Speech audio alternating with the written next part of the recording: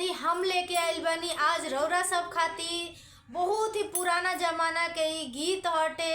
हमार माता जी जब छोट रहनी तवना घड़ी के गीत ह। तब वो घड़ी शिक्षक लोग जौन टीचर बानी जा ओ घड़ी बच्चन के साथ में गांव में घूम घूम के भिक्षाटन करत रहलो, अनाज मांगत रहलो। उहे अनाज स्कूल में बनत रहल, विद्यालय में, और उहे बच्चा लोग खात रहलो। तो घूम घूम के जब मांगत रहलो तो एगो गीत गावत रहलो। कैसे गीत गावत रहलो आज हम उहे लेके आइल बानी रौरा सब खातिर। अगर अच्छा लगी तो हमारे चैनल के जरूर सपोर्ट कर दे। तो चली सुनल जाओ हमनी के कैसे टीचर लोग मांगत रहलो, शिक्षक लोग।